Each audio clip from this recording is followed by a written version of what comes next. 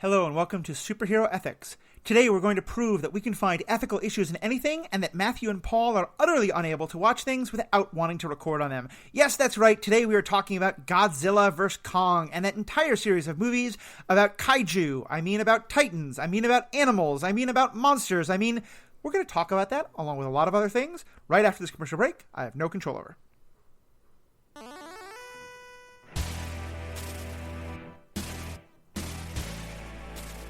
Welcome back. My name is Matthew. I'm your host. I'm joined today by someone who's very certainly very much not a co-host, even though he's recorded with me at least once for the last 7 weeks and probably 8 out of the last 10 or 11, Paul Hoppy. Paul, this is the second time we're recording today because you're very much not a co-host. How you doing today? I'm doing well. I'm enjoying not being a co-host, just a guest on this podcast. Thank you. For sure. Well, I'm excited to talk about this topic with you, but frankly, I wouldn't have really been thinking about this topic. I frankly wouldn't have watched these movies if it weren't for Nate Muzzy. Nate is another person who's part of our Stranded Panda podcast network. He and Matt Carroll did a series of podcasts on the Bingers Assemble podcast, all about the monster movies. As I said, we're going to discuss what we actually should call them, but the Godzilla and Kong universe that was created of 4 movies. And Nate, I loved what you had to say on those, and I knew when we got talking about these movies, I'd want to have you on, because you clearly have a real love and a real knowledge of this topic that I think neither Paul nor I have. So, how are you doing today? I'm doing great. Thanks for having me on. Just wanted to compliment you and Paul on your Falcon and Winter Soldier coverage. I've really been enjoying it. Awesome, thank you. Or enjoyed it, I guess, now that the show is over. Womp womp. Oh, there will always be more. Yeah, well, and thank you, Nate. I will admit that you have been one of the people who's been most prolific in commenting on the show in our Stranded Panda Facebook chat group, which is a great group. People should definitely join it. And I've probably, frankly, stolen your ideas at least more than once. So thank you for all that you contributed as well. A few months back, I told you could steal anything I put in the Facebook group, so I'm glad you're taking advantage of that. Definitely. So, Nate, Paul and I will in a second talk about where we came to these movies from, but you are obviously the one who comes to this as the biggest fan of the kaiju genre. So tell us a little bit about how you came to really love this genre and what it means to you. So for me, there's a lot of nostalgia in these franchises. Sci-fi, and I don't know, that back when they spelled it like normal people, used to always do a monster marathon towards the end of the year. And my birthday is December 30th, so oftentimes my birthday would be spent watching Godzilla movies because all of my friends were on Christmas vacation. So I'm born at the end of August. I know your pain. Right. And so I came to these movies as just a casual, they were fun to eat birthday cake and watch the silliness of the rubber suits and the practical special effects. But then they start to grow on you, and you start to learn about the original films, and you start to get a genuine appreciation for them. Mm-hmm. and so I will always have a deep-seated love for these characters just because they meant so much to me when I was a kid. Right. That makes sense. And Paul, what about you? Do you have any attachment to these movies before I said, hey, you should actually kind of watch these maybe? My main experience would be actually, I think it was a TurboGrafx 16 game. I tried to look it up, but I didn't find it, where you played a kaiju and you smashed cities and fought other kaiju. Is that Rampage? Yes, Rampage. Yes, that's the game. Was it TurboGrafx 16 or was it Sega or something? It was an arcade game that was ported to everything. Everything, yeah. Okay. I almost remember it as eating up quite a lot of my quarters over the course of my childhood. Right. I played it at a friend's house on a console, so my quarters were spared, but I rather enjoyed it. The movies, I have thoughts on. I appreciate the love of especially the, as I call them, giant animals. We'll get into that later. There's things about the movies that bother me a lot. I started watching one, then another, and I watched Skull Island, and I can appreciate that it is a well-made movie.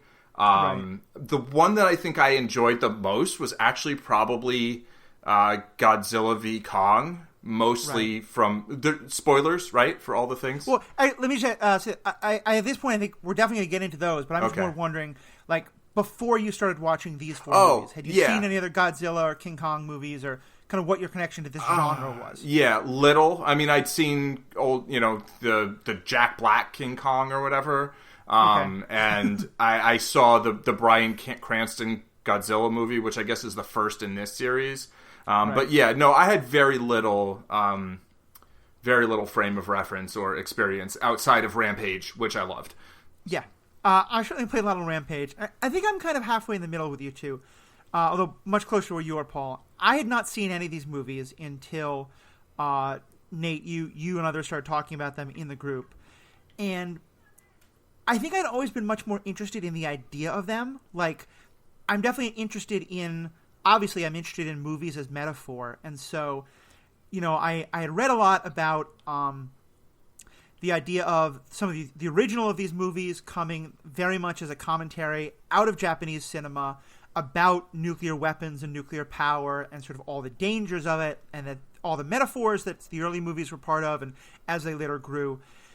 And I sort of think I've been always kind of curious, and I always in a sort of like, one day I should really make myself sit down and watch some of those movies, but I just never really got a chance to, or just always had something else to do, or just didn't make myself do it. And then, frankly, I saw Pacific Rim. And and that's something we're going to talk about, because I think the shadow of Pacific Rim definitely has falls over these movies definitely in terms of the names they use, and that's been confirmed by the writers, but also just in terms of, I think, for a lot of people, I think Pacific Rim was their first kaiju movie, and even using that term is a little weird, because those movies are very much not in the Godzilla tradition, but they are definitely in the giant lizard monster tradition, and they actually use the word kaiju. Mm-hmm. And so I think that had also gotten me like, I like a good Pacific Rim style movie. 'Cause Pacific Rim, I thought, had done an interesting mix of like a fun movie of just giant monsters and giant robots punching each other, but also like giving us really good characterization and plot and fun dialogue and stuff like that. Yeah, anything with Idris Elba is instantly watchable. So also yes, true. And I was a huge Sons of Anarchy fan. Oh, that's right. Knowing that the star of this was the star of that was also a big plus for me about Pacific Rim. So now, so with that, and I think all three of us have very different reactions to these movies themselves. We're going to get mostly into like just kind of ethical questions that they raise, because I think they do raise some, even though some we might have to like poke and prod to get at it. But just kind of in general thoughts. So, and again, Cohen, Nate, what was your kind of overall take on these four movies? Like, did they give you what you wanted as a fan? Yeah, there was a lot of fan service in these. What I wanted, I would have absolutely loved if they all had as much characterization as we got in Skull Island. I don't think they're all the strongest films, and I would have loved to have that. Mm-hmm. But when it comes down to it, I got the characters I love in high def, beautiful, stunning graphics. And that's really the bar I had set. So, yeah, I saw my favorite kaiju fighting in high def. I can't complain. Yeah. That makes sense. And Paul, you started doing this before, but what was kind of your take on these movies overall? Yeah, so spoilers, right?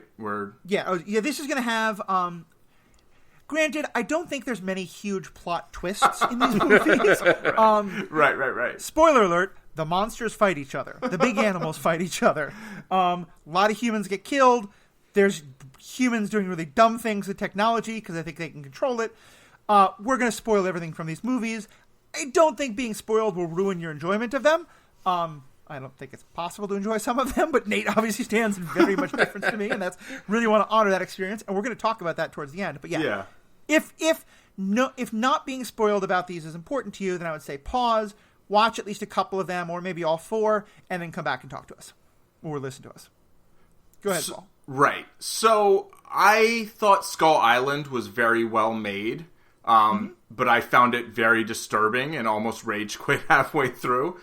The only part that I really just unabashedly enjoyed throughout these movies was Godzilla Ant Kong fighting against like Mecha Godzilla or whatever it was. Right. And in general, just when the animals were killing humans, that was the time that I was enjoying the movies. So I was like, yay, they ate the guy, you know? Yeah. So like, I'm definitely on Team Titan. So, Very fair. you know, and there's some things about the depictions that we'll get into, but yeah, I enjoyed the pitch meetings also for the movies, and that kind of maybe informed some of my understanding or not understanding or understanding of my not understanding of some of the plots. I think the plots are there. I mean, when they're there, but like, yeah, they looked really good, you know. I mean, King of the Monsters, I feel like everything's a little too much in the dark. I think, whereas Skull Island and parts of Godzilla v. Kong, you get to actually see the fighting more, you know, and it's not so obscured. And I, you know, I enjoy that when they're winning against the humans. Yeah. But not as much when they're fighting each other. Yeah.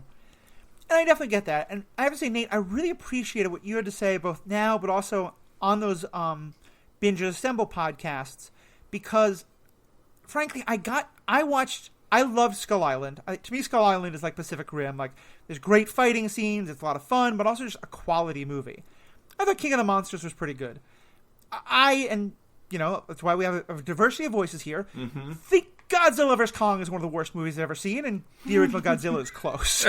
And partly it surprised me when I just heard that, like, yeah, the people just wanted to watch monsters fight each other, or big animals fight each other, and what else do you want?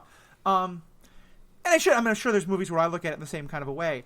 But, like, yeah, I said, that's why I was like, no, let's discuss the ethics questions. And I think that's part of why, to me, Kong and King of the Monsters felt a lot more consistent on those questions than the first and the last one did. But that's why we're talking about it. So and let's kind of use that to transition to the first question I want to get into, which is, it feels like for so many of these movies, for all four of these really, a key theme is the idea of humanity's relationship to nature and to the living things in nature. And again, this I think is, as you said, I didn't realize this until I really did the research, but the writers of this were really trying to go very deep on the original meaning of the original movies of this and to honor that tradition. And like, as you said, Paul, this is not Jack Black Godzilla. This is not Matthew Broderick King Kong. This is really trying to go to the original sort of kaiju movie themes. And I know that was often the theme there of humanity thinking that we know everything about nature and that we control nature, but that often we're not going to know. What's kind of your overall take on the way these movies approach that question of sort of humanity's belief that it is the king of the earth and in control, and that we deserve it, and these movies being a very sharp, like, nope, we don't. So can we swear on this podcast? Fucking yes. hell yes. Okay. The directors of these movies and the writers of these movies are so up their own asses thinking that the message they're telling is anything on par with the original movies. And part of it is a shared connected universe with no guiding voice, and we can talk about the Feige factor in some other format. I would say, as a Star Wars fan, I have no idea what that's like. Right. But the fact that they want to mimic the original Godzilla, especially, but then Godzilla is a natural occurring creature that's part of a larger species, completely misses the point of the original Godzilla, which is we create our own monsters. In that movie, our nuclear testing created the problem. In this movie, in here, so good. Keep going. Oh, go ahead. No, please. No. You're about to say what I was going to say, so you finish. This thought. is so Minnesota. Sorry.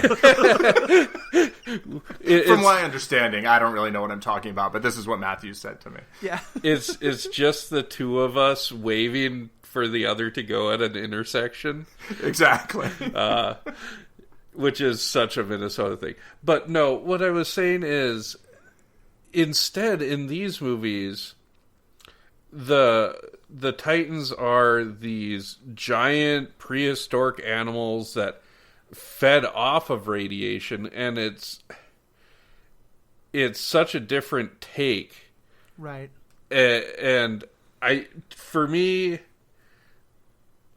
big Titan fight work, but the thinking part of these movies, not so much. Not so much. I can definitely see that. And Paul, I want you to jump in here, but I want you to quick respond to that with one question for Nate. One of the things that I think is always interesting is that when a movie is based in the fears of a particular time and place, and then you tell that movie then, 30, 40, 50 years later, you sometimes you want to honor that and stay exactly the same. Sometimes you want to update it. Like V for Vendetta is written about Thatcherism, but then the movie is clearly about a different kind of set of fears and things like that. Do you think that the switch, I fully agree with you that probably the originals did it much better, but do you think the switch is in part because those originals are written during the Cold War, when the threat of nuclear war is very present, and by Japan, obviously, not long after having been the victim of nuclear weapons, and that today part of it is that, we now have most generations didn't grow up hiding under their desks or thinking about nuclear war as a thing, and that the nuclear threats have faded somewhat. Do you think that might be part of the shift, or is this just let's do it differently to make ourselves stand out? I think you have a valid point. In the first and second Godzilla films, Godzilla is literally driven by the ghosts of the dead Japanese from the nuclear attack. So obviously that is a point that wouldn't strike home as hard today. And I think what Gareth Edwards was going for in the 2014 Godzilla was these kaiju is an allegory for climate change, because he wanted them to be these forces of nature. Right. But the connection just isn't there and doesn't work, but it's very pretty to look at. Yeah, that makes sense. Yeah, I find your description of the first two Godzilla movies compelling, and now I want to watch them. But for these movies, I definitely feel like there was, there's an awareness that humans are treating the planet in, a horrific way, and the environment, and, animals. And I think it's sort of supposed to be a metaphor of the Earth doesn't, belong to humans, and humans are kind of overstepping bounds or something like that. But it does it through the device of being humans don't rule the Earth because humans aren't really the apex, species. Right. But to me, that misunderstands the point, because in our world, humans do have more control than any other species. Right. And it's not like the problem is that that's not true. The problem is that is true, and humans are misusing that power and mistreating animals, mistreating plants, and the environment overall, and of course mistreating each other. And so I find it intriguing, but then kind of, to me, missing the point of what's really going on Earth now. Right. Yeah, to me, I think the point that was always much more interesting and Nate, I'm glad you pointed out that it's 4 different writers and 4 different directors, because it really helps to explain the sort of lack of cohesion to some extent across the 4 movies. To me, the point that I think some of the movies all point at this, and then some go more towards the apex predator, but both themes are found in all of them. The side of it that I more lean to was where it's not as much about apex predator, it's about control. The idea of that the Earth belonging to humans, and how dangerous that idea is, because you're right, in these, nuclear weapons don't create Godzilla, but they reawaken him. Right. And the destruction of the environment and of nuclear testing and stuff like that is what further drives these animals to be doing what they're doing. and then of course, obviously in the last, and that to some extent there's this hubris in a number of the movies of, we can control them, that we can, keep Kong in his, containment and everything will be okay, or we can go and do tests on him, or that they can, in the third movie, King of the Monsters, there's like all these MUTOs, as they call them, massive unidentified terrestrial organisms. Yeah, thank you. As I said, the naming of them is a topic we'll get into. But that, a lot of them are like in these huge laboratories built around where they're resting, trying to be controlled. And there's a thought of like, let's build this machine that can control them. And then of course, obviously the fourth one is all about like, can we literally like build a Godzilla that we can control? And of course, it shockingly doesn't work out. And again, it has all the subtlety of a hammer, but I am interested in the questions it raises there about the hubris there of humanity, of thinking that, like, it's not even just thinking that we control everything, but I don't know, because Paul, you and I go back and forth sometimes on the idea of like humanity being hubristic, but to me it's the much more specific of that we know everything, that we know enough, and that we know everything about the world there is to know. And that it seems a lot of these movies are about, no, there's literal entire worlds and entire groupings of living beings that you have no knowledge of and no ability to control. Yeah, I mean, there's always more to know, right? Right. And you can't control everything. It's just not a thing. Humans have gotten to a point where humans can control a lot of things, or more specifically, a small number of humans can control a lot of things. But, then that raises the question, well, who's in control, right? It's not like it's a vote of 7 billion people how we're going to proceed in terms of environmental issues and try not to destroy the planet. Generally, it's all of these fractured, separate decision-making entities that claim to be representative of larger groups, but very rarely are in any meaningful way. And often are mostly protecting their own interests. And so in this series, there's people who are seeking to understand, and then there's other people who are seeking to control, and they kind of act like they're trying to do it like for humanity, particularly, the ones who are trying to control. But I'd say they aren't, all of them, right? Some of them want control for themselves. And that's generally not so good. Yeah. When Matthew was talking, I couldn't help but think of the lyric from the old Blue Oyster Cult song, which is, history shows again and again how nature points out the folly of man. And that is what the old movies were about. And these movies are, as we got in King of the Monsters, they are kind of a bad remake of that theme. Yeah. We got a bad remake of the Blue Oyster Cult song, and we got a not as good riff on that theme. Well, first of all, I give you credit for knowing that it exists, but B, being able to quote a Blue Oyster Cult song that is not "Don't Fear the Reaper." So, well done there. but yeah, I think that's a great point. And there I do wonder a lot about the inconsistency. And here I'll bring up what is the thing that first really drew me in, especially about Kong Skull Island, and then I think I was really disappointed by because it felt so inconsistent, is the organization of Monarch.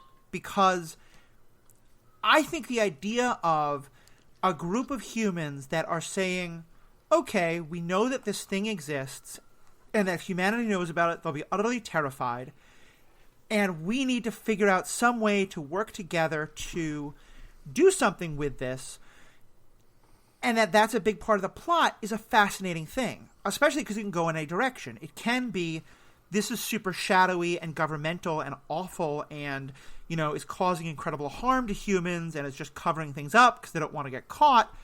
Or it can be more like Agents of S.H.I.E.L.D., pre-Hydra, where it's like, what they're doing is pretty shady and in the secretive, but they are fundamentally trying to help, and to make things better. And Nate, maybe especially because you've seen other of these movies or have more insight, you may see this differently, but it felt to me like the four movies had absolutely no consistency of what Monarch was in terms of like, is this a fundamentally trustworthy organization that we're on the side of, even if they're doing shady things? Is this is evil government corporational, conspiracy stuff that we're totally fighting against? I got no sense of where Monarch stood and what I should think about it. Was that your take as well? Yeah.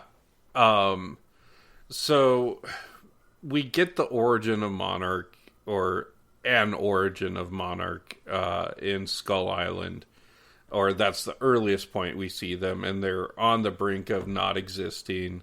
And then presumably they get more funding by 2014's Godzilla. And after the San Francisco incident, all of a sudden by King of the Monsters, they have like a fortress of an airplane, which felt like a direct Agents of S.H.I.E.L.D. ripoff. Yeah, it's the bus by definitely, yes. or the helicarrier. And they've got like an oil platform that's actually to monitor Godzilla.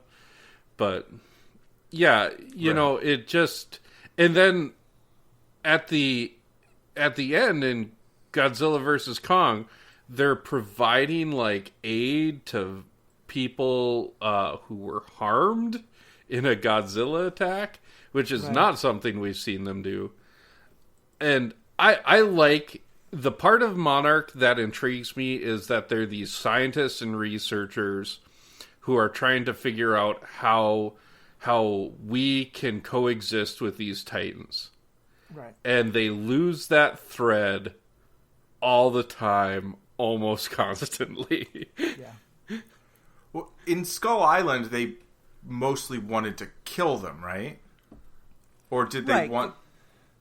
Well, I think they wanted to study them and to kill them. Okay. And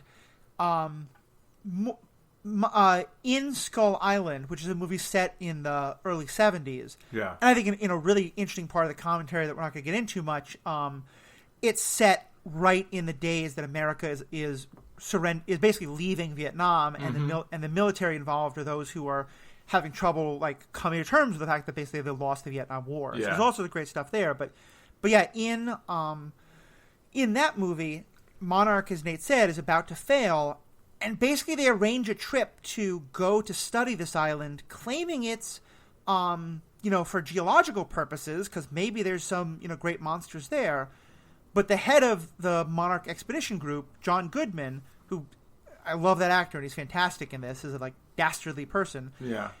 He's supposed to be someone who, in the 1940s, survived the initial Godzilla sighting, has always been like, humanity needs to know what's coming, and he's basically willing to sacrifice everyone on... He knows that people on this trip are going to die. He doesn't warn them because he wants there to be that shock value so that the world finds out that these things exist and has to act. And the sad thing is, as Nate pointed out, he's basically right, and he gets eaten by a monster, and it's kind of satisfying. But what he wanted is exactly what winds up happening. Yeah, I mean, there were monsters in that movie, and it was him and I think the Samuel L. Jackson character who said, who was, we didn't lose the war, we abandoned it. But right. But I mean, I can understand how somebody who'd been sent to wage that war would not feel fondly about the way things went. Right. Like he wasn't the one who declared it, but yeah, Skull Island really had, I think, a lot of well-drawn characters. And Monarch, it did have this, like, they were kind of like, oh, well, we wrote everything, like, on loose-leaf paper, right? All our presentation materials are loose-leaf. I guess in contrast to, like, how fancy everything is later on. But it didn't feel like there was this real connection between them then and then later... Serizawa's part of Monarch, right? Right. Correct. So that felt like that didn't necessarily feel like a guy who would have been working for the organization started by, the John Goodman character. Yeah, right. But, go ahead, Nate. Oh, I was just gonna say, Serizawa, like, not existing in that film in any way feels like a mistake. Skull Island. In Skull Island. Yeah. Like, even in a post-credits. Yeah. Because we actually do see Ling and Brooks from that movie again in King of the Monsters. But they don't point it out at all. Right. Yeah, It's I a felt very, like some characters might be related to some other characters or be an older version, but it was totally unclear. Yeah, it's like an Easter egg that they don't have to work for at all. Right. Right. Yeah, and to me, I think it's important because, yeah, to me, that's the biggest shift that's to me where Monarch goes from being shadowy government organization that's the antagonist to plucky group of scientists and technicians who are trying to save the world from itself, which is Monarch in the last two movies. With Right. Shirazawa being like one of our absolute heroes who works very much for Monarch. Yeah, and they just didn't really do the work, I think, of drawing the connection from one to the other or how things changed, basically. Right. Yeah. Right. So we've been dancing around this idea of what we call the Godzilla and Kong and all their buddies. And I think that the way that they're named is a big part of it, especially because, and I know, Paul, this is something that you and I have talked about, and Nate, I really want to hear your thoughts on it as well. To me, a major theme about this is how does humanity relate to these creatures? And, just the basic question of, do you call them monsters, or do you call them titans, or do you just say they're animals? It is a really big deal. So let's just start there. Paul, why for you is it so important that they are referred to as animals? I mean, because they are, you could call them megafauna or whatever, but, like, they're animals the way the dinosaurs were animals. Like, Right. They're really big, and humans can find them scary because they have power, but, like, they're just giant animals that are just doing their thing, and, like, humans have done things that have antagonized them, and mostly they're defending themselves, or sometimes maybe searching for food.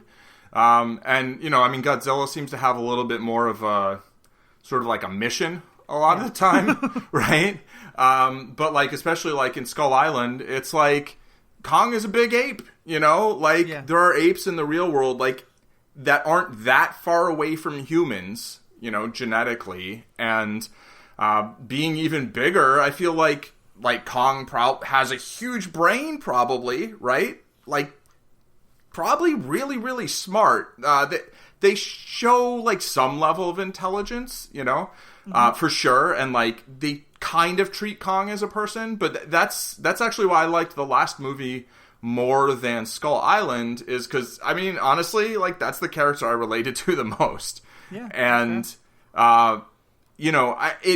when they had the young girl teaching Kong and Kong learning to sign and them talking to each other, like, I kind of think about, I'm like, wow, like, why wouldn't, the other Iwi have already been, and maybe they did and we just didn't see it, they didn't show it, but, like, have this, like, real, just literal way of basically talking to each other. And of course, I don't think you need to be able to speak or communicate in words to treat each other well, right? Or to relate to one another necessarily. But when it's possible, like, why not do it? So that's one of the reasons that I enjoyed Godzilla v. Kong more than Skull Island, because Kong just felt like a person to me, like a really big dude, Yeah. And I think, for me, animal rights and the way humans treat animals is one of my number one issues, if not number one issues, aside from the way humans treat other humans. And seeing it, like, kind of dealt with in these movies, but also kind of not, was just a little frustrating, or very frustrating.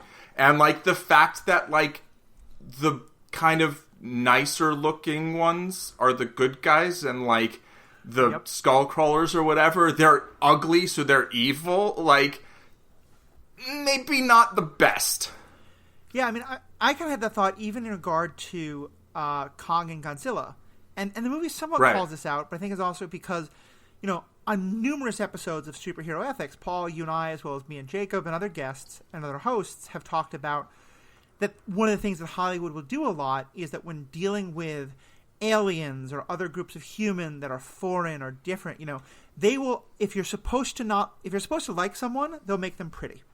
You know, look at like the difference between like Loki and like the Malachi from Thor 2. Like one of them looks. I don't even know if there's or better example, like Loki versus the Chitauri. Like sure, Loki is supposed to be like, sure, he's a little bit genocidal. Sure, he's done like horrible things, but isn't he cute? Isn't he forgivable? Right. The Chitauri are just made to look horrible and ugly and terrifying, so that you can feel they're utterly irredeemable and watch our heroes slaughter them with abandon. Right. And there's a lot of stuff there about like connections to people being coded as like aliens of color and like all that kind of stuff.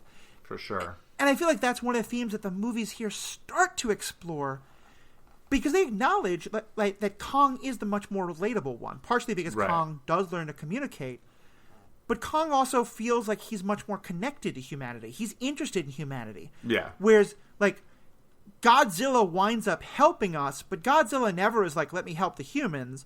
It's just like, oh, this person is just, this other monster is threatening me as Godzilla. The fact that he's doing that by destroying cities, like, Godzilla doesn't care about that. Godzilla, has a relationship to humanity that, like, humanity has to ants. Right. And so, so I felt both like there was some interesting thing they were tapping into, but also like that they were kind of getting away from it in terms of how they set up Godzilla and Kong. Nate, what about you? What's your kind of take on how they did this? And we'll circle back to the actual names used, but just in these general terms. So, just to touch on one thing that it's totally a retcon. It's from a comic book.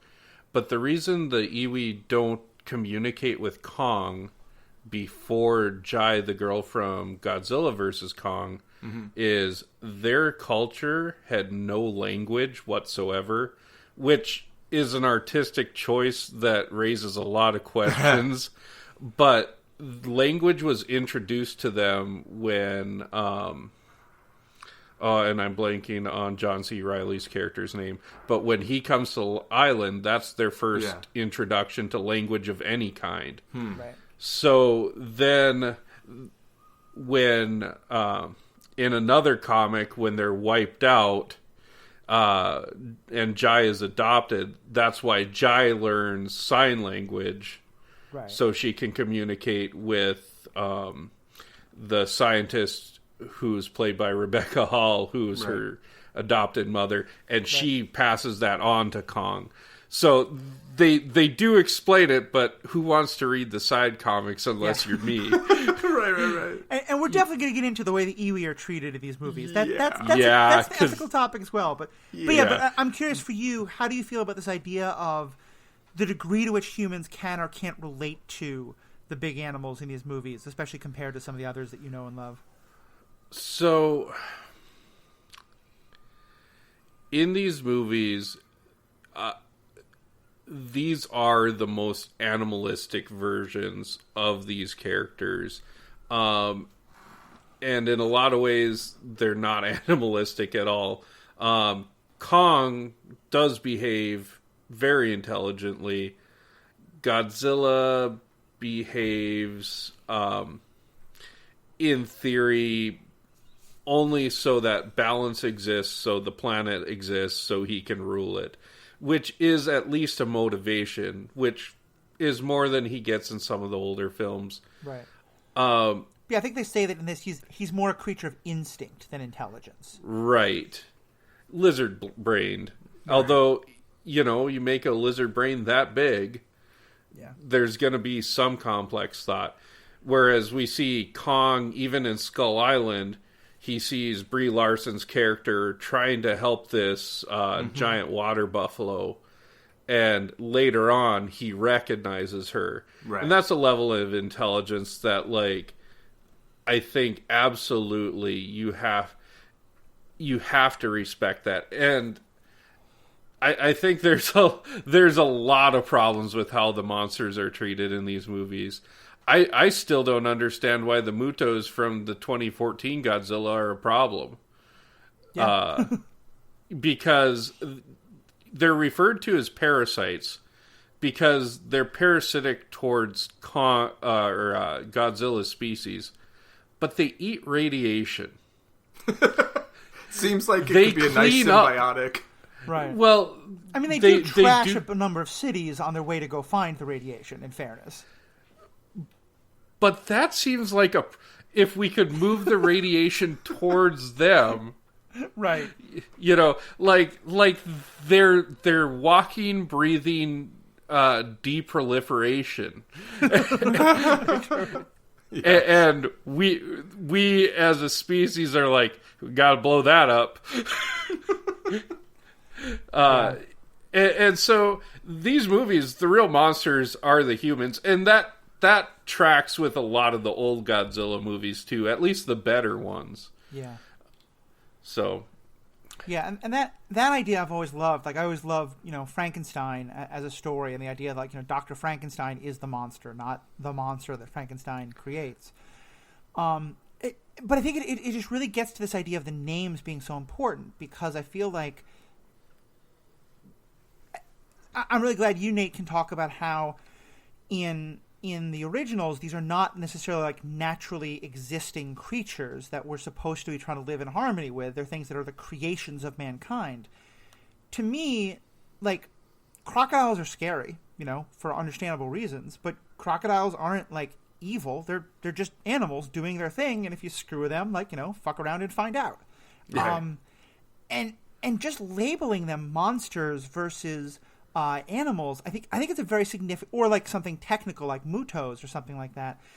It to me, it's a really interesting lesson in how much the name you give something is very much going to shape the perception of it. Yeah, and vice versa, right? Right.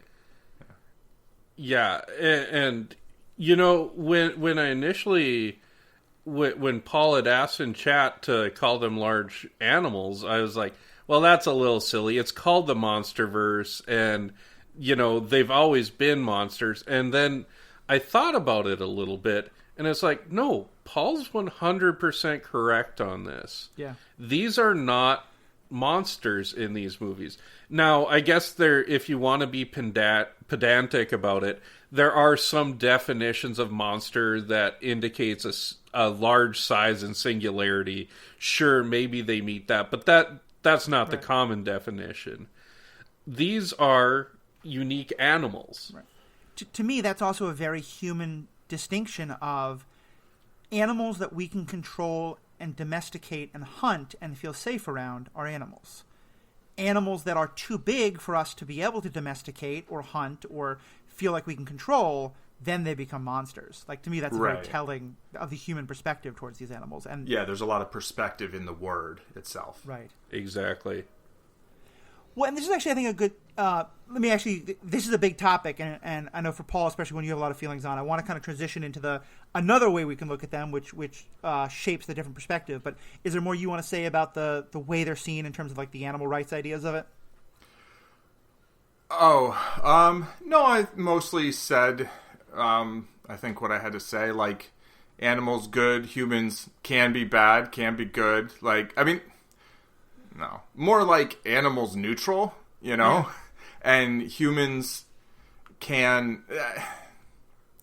I don't know. Yeah, I mean, I think the idea of neutral, like, to me especially, like, Godzilla is the definition of neutral, Right. Kong has more... a different kind of intelligence, maybe, and so more ability of, like, decision-making and relation. Godzilla is just literally a force of nature.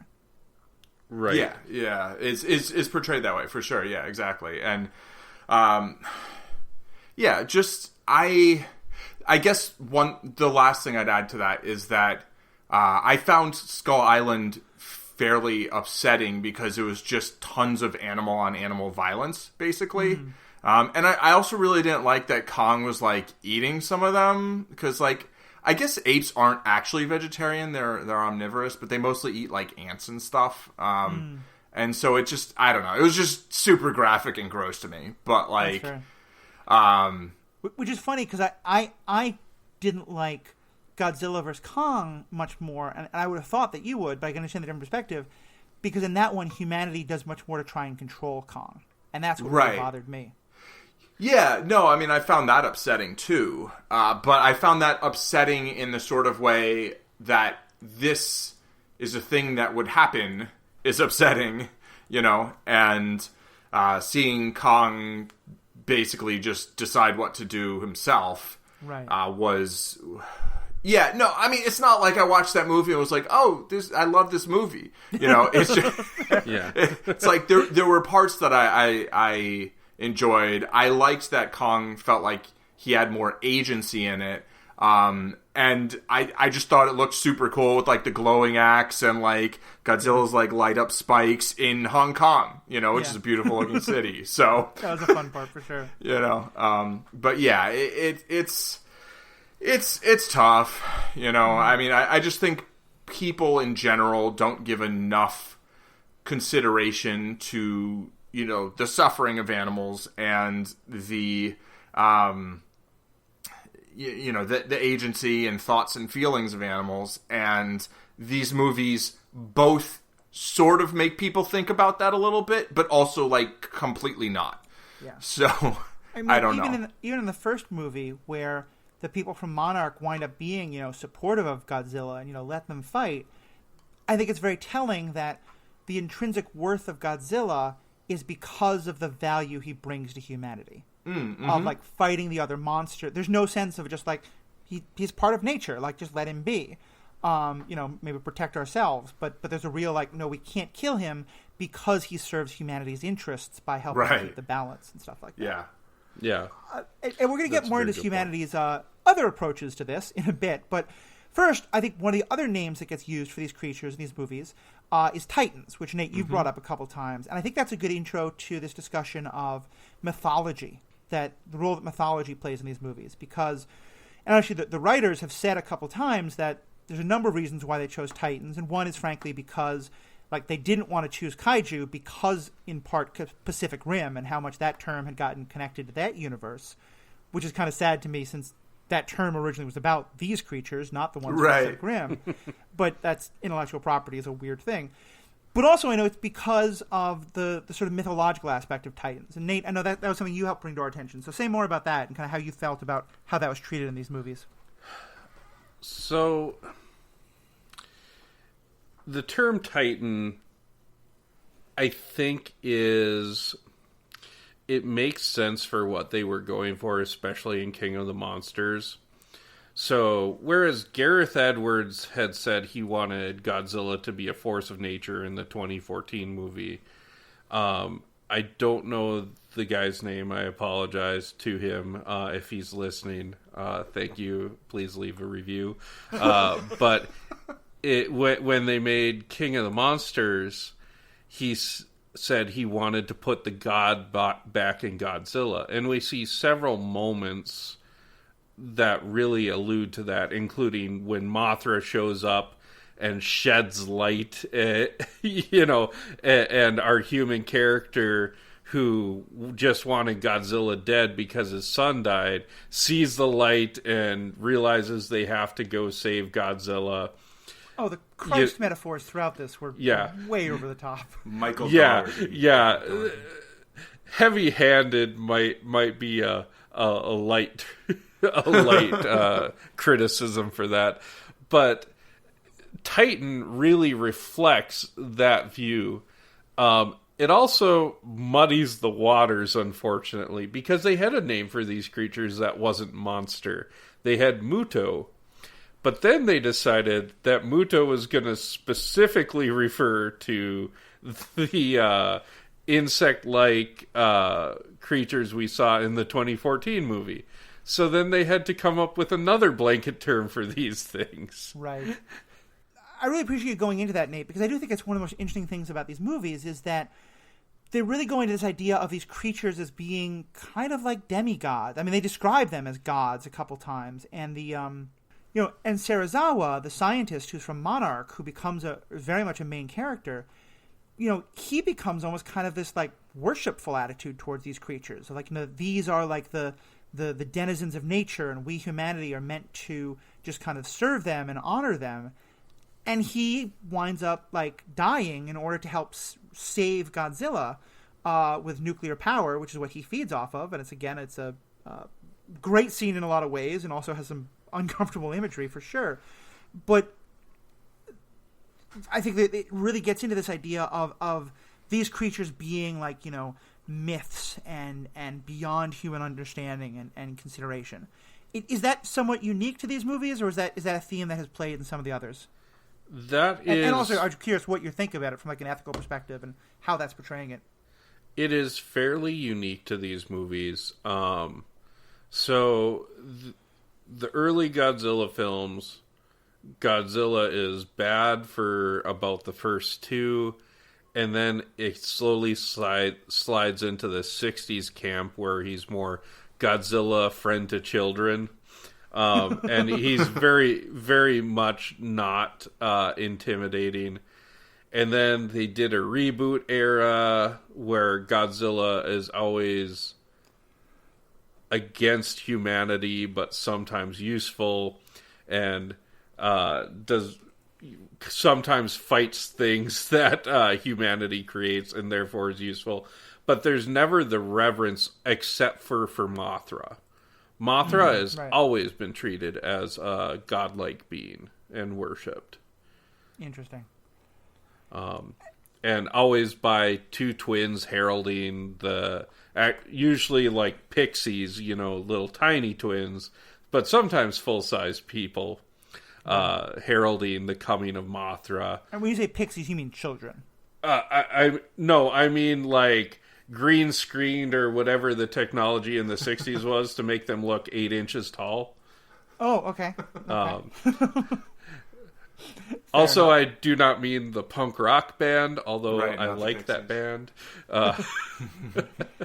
So, Paul, what's your take on like this perspective? I definitely have some strong feelings on like the message behind that, but I'm curious, what's your take on it? I think the message that's like how we should see them, I think, is problematic. I think the existence of a character or multiple characters who see them this way makes a ton of sense. Yeah. So, yeah, I thought that scene in King of the Monsters was both touching and absurd. Yep. Like on a couple levels. Like, one, it's like, really? Like, can't you just shoot don't... Okay. Like, it's like the writer was just like, someone has to die, Yeah. And, like, I'll name that, like, they killed off the Japanese character in Skull Island, Gunpei, without us ever, like, really seeing him. And then they killed off Serizawa in King of the Monsters, and they killed off Serizawa in Godzilla v. Kong. And, like, yep. I don't know. I mean, they killed a lot of people, so to some extent they're kind of, covering themselves there. But it's like, I don't know. In Skull Island, I really would have liked seeing, the two pilots who crashed on Skull Island, like, how did things go from there? Like, that's the story I want to see in this why first. Is it the American pilot who survived and not the Japanese one? Right, exactly. Yeah. Exactly. I think I definitely have that issue. I also, though, for me, to me, this issue ties back a lot to what we were saying before, because I feel like creating mythology around them is another way of otherizing them. Because it's this further idea of the idea that there can be living creatures that are just far beyond the scale of humanity and that are impossible for humanity to ever control. Like, the idea that just could be a natural occurring thing is so far beyond the comprehension of the human mind that we have to build them into these mythological god figures to be worshipped. And maybe this is like the movie being very intelligent, or just kind of, a stopwatch is right twice. I'm not sure. But I think there's something very profound about that, about this idea of, if we can't control it, that means it has to be mythological. It has to be super magical, because we as humans, of course, if it's in the natural world, we should just be able to control it. Right. Well, and it really does speak to the fact that humans, when we can't explain things, there's a part of our brain that cannot handle that, and we need to fashion a story around it. And so the almost worship of these creatures is kind of, I don't know if it's intentionally, but does speak to that fact that we need a way to explain these things. And part of that is through worship and reverence for them, or through despising them. And there is kind of, I guess, intended to be an arc about Serizawa, the religious father, and his son who who's a non-believer who creates his own god. For context, especially for those who either didn't catch it because it's subtly done or just haven't seen these movies, the son of Serizawa is the pilot who is supposed to basically helps to create Mechagodzilla, and then is supposed to be the controller of Mechagodzilla, but shocking and surprising, quickly gets killed so that Mechagodzilla becomes just its own entity. Yeah, the writers really kind of like took the quick eject button on that conflict. Like, I will defend the writers slightly because I'm not sure it's their fault. The director has said the first cut of this film was almost 5 hours long. Now, we criticized the film we get, and the film we got did not treat Ren Serizawa well, and right. I think that's a totally valid criticism. I just think the writers did have a storyline for that character that we never saw. Yeah. Interesting. And I want to be very clear. I think it's important to name that and to say there's a critique. We are not calling for the Serizawa cut. This is not a Snyder cut kind of a situation. Speak for yourself. I'll watch all 5 horrible hours. There you go. I mean, why do people keep making movies they know are longer than they're going to be allowed to air in theaters? Yeah. Well, and I do think, though, that that's also, I would have loved to see that version of the movie, because I think it would have been interesting to see, as you said, like, I hadn't even thought of it in those terms, but, like, Serizawa and his son having such different approaches to how they see these creatures is a really interesting dynamic to explore. And, like, I mean, we never heard about the fact, like, I honestly don't know if Serizawa Jr., like, knows how his father died. And, like, that would have been a great thing to explore. But the other thing it connects to me is that I just, all the stuff we discussed, like, we're headcanoning a lot because it just makes me feel like I'm very glad the people who wanted the movies that these were got what they wanted. You know, I think that's awesome. It makes me feel like we made a joke about, like, the Feige of it all. You know, if there had been one basically showrunner in charge of these 4 movies and said at the beginning, like, here's the story of Monarch and here's who it's going to be over these 4 things. Here's the story of these creatures. Like, I think that could have been a fascinating way to approach it, because it so much we're kind of like fumbling in the dark to come up with some ethical understandings of this, but it's the inconsistency is what that makes it so much harder. For sure. Yeah. I feel that way about the Alien franchise, where I think there's a lot of interesting stuff, and there's like the company, and we never really get to know everything that's going on because, like, it was just a sequence of writers and directors, and I don't think ever was conceived as being this, like, cohesive franchise exactly the way connected universes are now. I mean, we joke always that we wish that they had a Feige, but, like, Feige invented the idea of being a Feige. Like, I mean, that sounds like a ridiculous sentence taken out of context, but, like, the idea of, like, all these movies being tied together this cohesively is a fairly new understanding. Right. Not completely, but... Yeah, I mean, Feige basically invented the idea of doing a TV series in movie theaters. Like, exactly. I think that's a pretty good way to put it. Yeah. Go ahead. Well, so I think, obviously, the folks who... You know, if you look at these movies and say, oh, well, what are the ethical questions to be asked about? I think that the one that is the most clear, like, we got to get into this, is the group of people who become kind of the main antagonists in the 3rd movie, and somewhat, like, their effects are lingering in the 4th, who basically decide that they are, you know, that they have a very clear idea of the role that these creatures should play in nature. And so they go to what would be described by some as terrorist ideas, to some as liberationary ideas, if you agree with their ideas, you know, wherever you see it. But they basically, like, use violence to try and take over and release all these animals. And again, with an attempt to kind of control them that quickly fails, because surprise, surprise, we can't control them. But they, I think, have a very interesting and kind of very different moral view than most of the rest of the characters of the, like, you know, not just let them fight, but let them rule. What's your both take on? Did that group? Did they ever get, like, a name?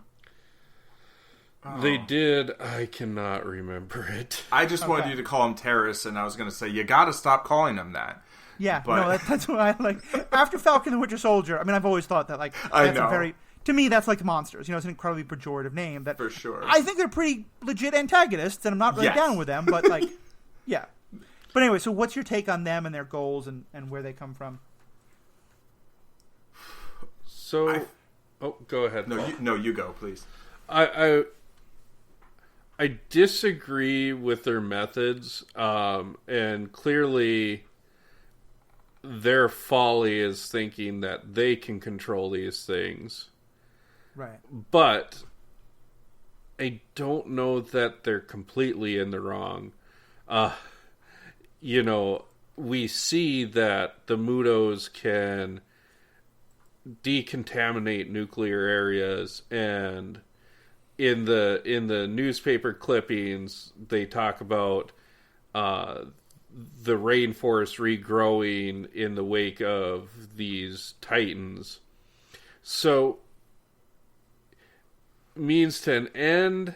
How they did it is absolutely wrong, and they did unleash perhaps the one creature you could call a monster in this, which is Ghidorah, which is more of an alien than a monster. Not that alien has a super positive connotation. For sure. But Ghidorah is a being of pure malevolence, and I don't feel too bad ragging on Ghidorah. But once again, it goes back to hubris. Their hubris and Monarch's hubris for thinking they could contain these things. It's just... Ultimately, there's so much about the plot line of that movie that makes no sense that it's hard for me to formulate who was right or wrong in it. Very legit. Very legit. I feel like they're not more wrong than, like, the U.S. Navy launching an oxygen destroyer, whatever thing. You know? They're...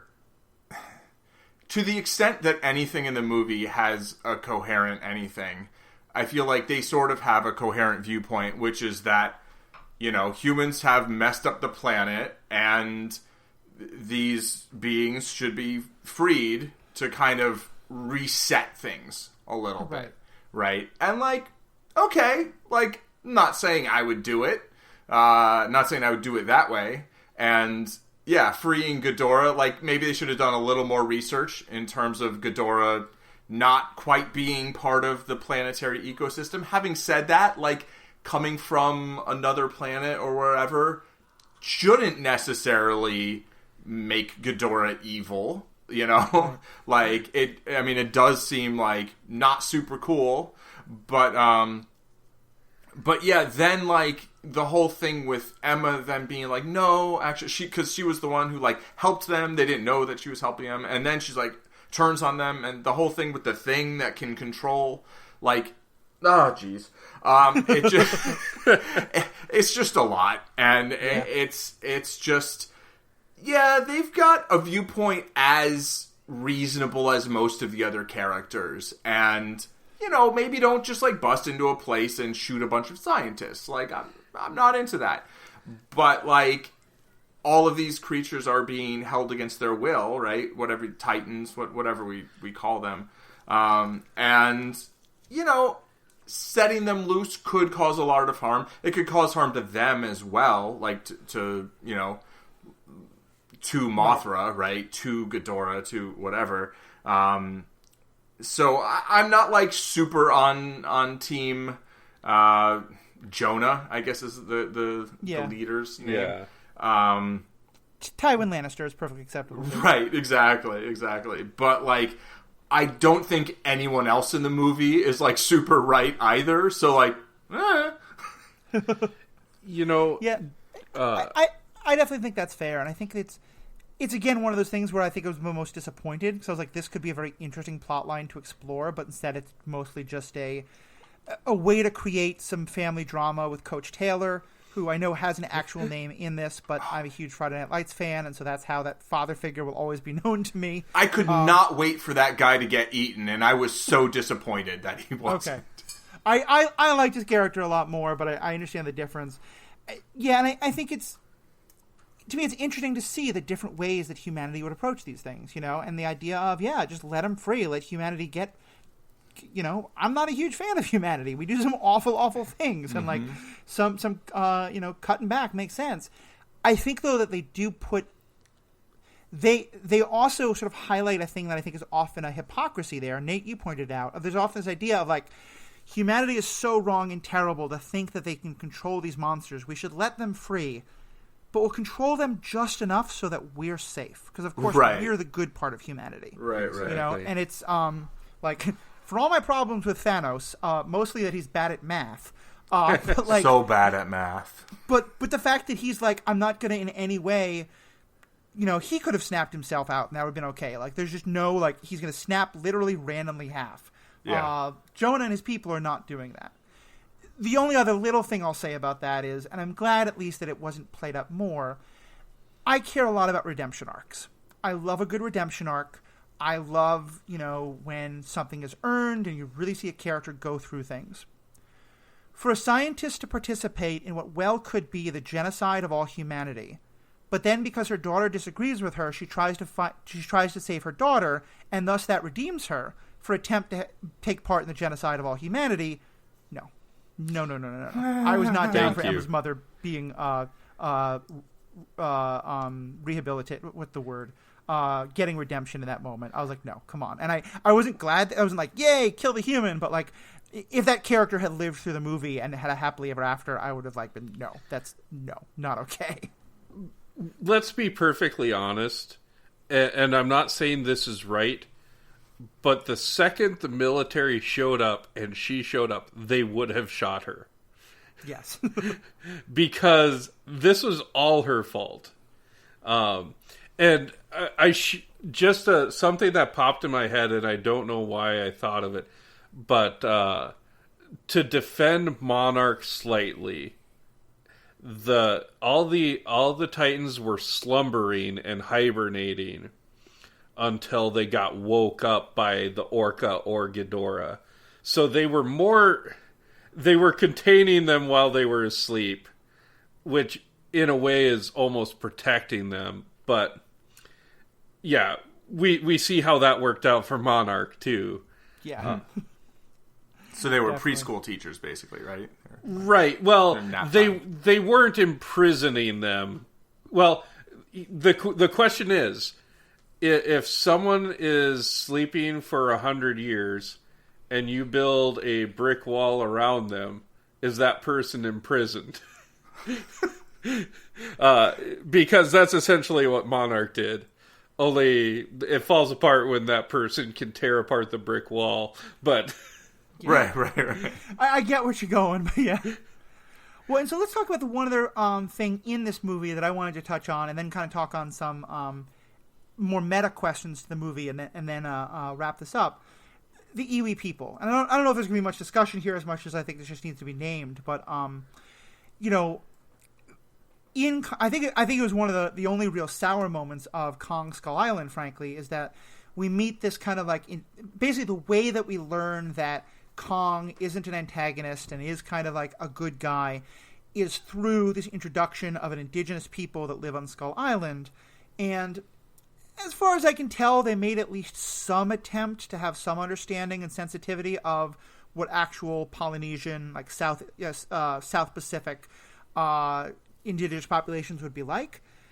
But still, everything from the language issue to the way that they're basically just plot devices to the next movie we just find out they've been genocided and that's not really a big deal. We're just going to mention it and move on. It's a lot of white nonsense. Yes. Yeah. Super not the best. So, I don't know whether there are peoples that like don't have any language. Like as a group, I think having a character who doesn't speak any language, I think is great for representation.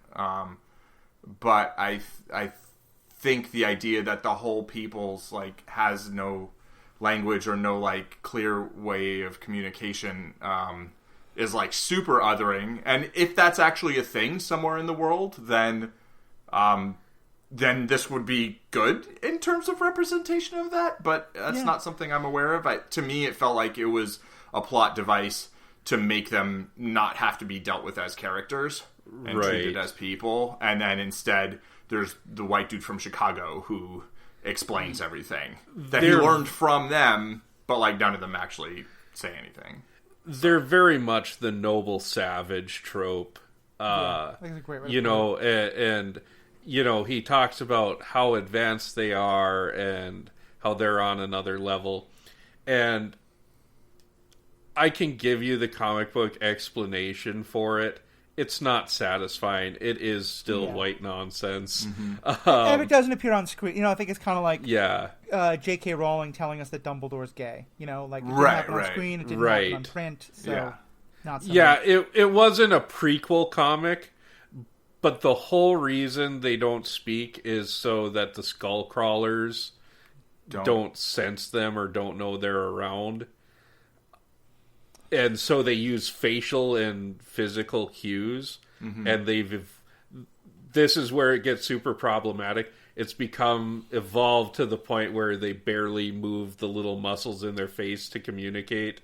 And it's like, I don't know. I'm not really super cool with this. It's just a problem. And, the point that you're making about, maybe there are cultures that don't have communicative language, I think that could be an interesting thing to explore. But then you really need to spend a lot of time with it. Yes. Because, frankly... That's a movie. That's not a line. You know what movie I would watch? I would watch Skull Island, just the two pilots and the Iwi. And, Kong can just be in the background and walk through the back of the scene once or twice. I would watch that movie. Great. I would watch that. But the point I was making is, because I feel like what they give us, and I haven't even thought of it in these terms, but if you really dive deep, it's really problematic, is we have this story about Kong, who is seen as a monster, but that actually he is much more relatable to humans because of his ability to communicate, and then in a later movie, to actually speak a language.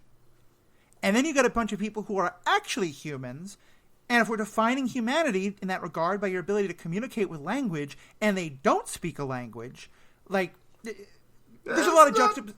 It's not the best. There's a lot of juxtapositions there. The best. Yeah, and they do obviously communicate in ways, and I think that's important, but I feel like that needed to be explored much more, because on the surface it can look really, really bad. Mm-hmm. And it does. And I will say this.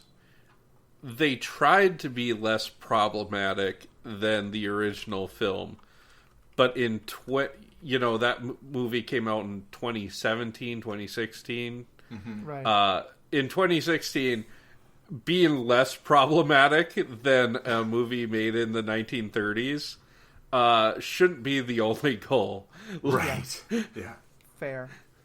What, 1930s? I thought these were all sort of made post-atomic. So when the first ones were made. The King Kong. You're talking about King Kong, right? Yeah, that's right.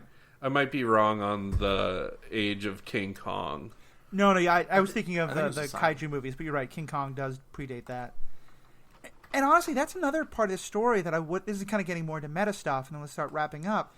But to me, the first time I hear Godzilla vs. Kong, part of what I think is, one of these is a creature out of Western imagination. The other is a creature out of Japanese post-atomic imagination. And to me, just that alone makes for such an interesting cross-cultural thing that happens in a movie. Yeah.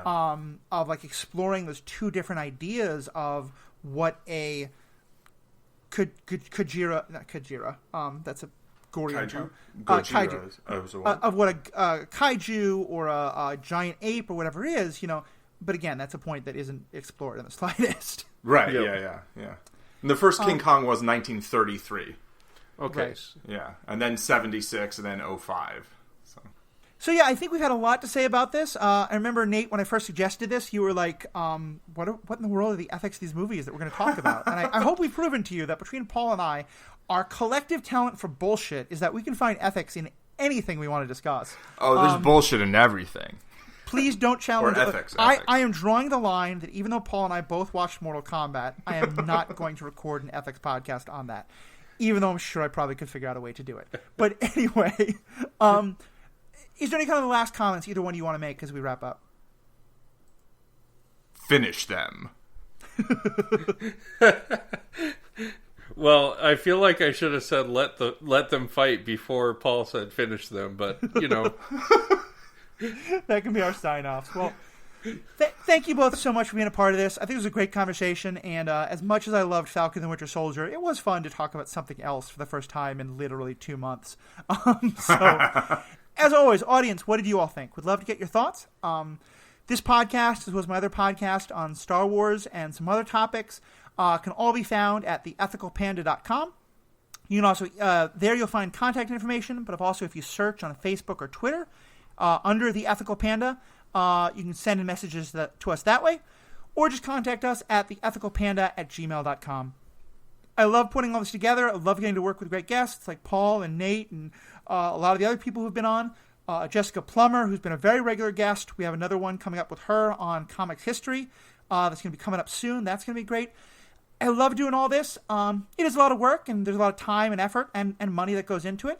So if you love these podcasts and you feel up for it, would love it if you can go to our Patreon. Just go to patreon.com, search for The Ethical Panda, and throw us a couple bucks a month. It really helps to make these possible.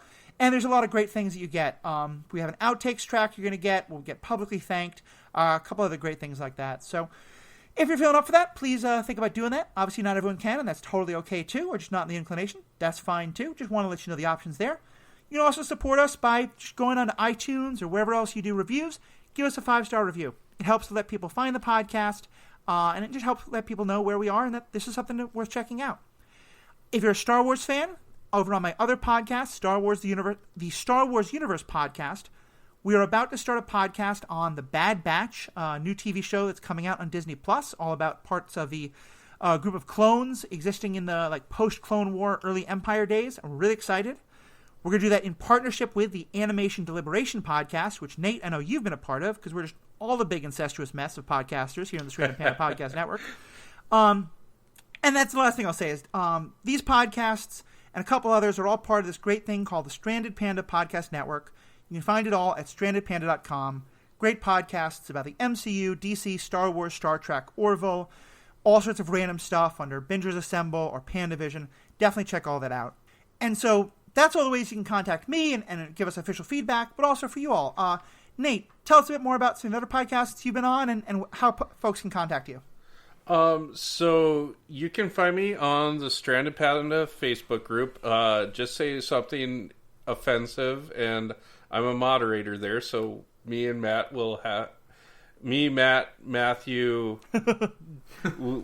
Brian, Ashley, we'll all have a little chat about what you said, and then we can boot you immediately. No, in all seriousness, it's a great group. I strongly encourage the Facebook group. I also will plug, again, Animation Deliberation. Specifically, if you're looking for a show, Falcon and the Winter Soldier just wrapped up, go ahead and binge Invincible. There's one episode left. It comes out on Friday. It's been an amazing series that I encourage people to watch. Don't let the fact that it's animation put you off. And then I'm going to give 3 movie suggestions if you like monster movies but want something with a deeper sense of meaning. Watch the original Godzilla, the Japanese cut with subtitles. Watch the 1933 King Kong. And then watch Shin Godzilla, which I believe came out in 2014 or 2015. Yeah. Those 3 have a lot more to say than these movies did. Yeah, and I'll admit I wanted to see Shin Godzilla before this. Between work and doing a lot of podcasting, it's just been crazy, and I wish I'd gotten to, but I think we intentionally kept the focus just on these 4 movies instead. But I am planning to watch that, and at some point, maybe Nate will get you back and do one on that movie specifically, because I do know it goes much deeper on these things. And Paul, for folks who want to find your content, other than the Superhero Ethics podcast, of which you are very much not a co-host. Definitely not a co-host. Nor on Star Wars Universe podcast, where you can frequently be found. But where else can people find you? Twitch.tv/ZenMadman. I could use more followers, and that would inspire me to make more stuff. And hopefully by the time this actually gets posted, I will have made more stuff. Yeah. And, I guess Twitter, Zen Madman there, too. So yeah, sign up, encourage him to make more stuff. One of the things he's been doing is a series of videos on teaching chess, where he takes this utterly incompetent redhead who is trying to learn about chess and teaches him. The redhead is deeply charming and very visually appealing on film, I have to say. It's me. But yeah, so I want to get better at chess, and the other way we can do that is if Paul can justify making videos about it, and thus we can justify adding yet one more project to our very overly stressed schedules already. So go check out all this stuff. I say that to support him, not for my purely own selfish means. But... Get Matthew chess lessons. Yes, exactly. At twitch.tv/ZenMadman. Exactly. So, Paul, Nate, thank you so much for being a part of this. To all you listeners, thank you so much. Have a great day.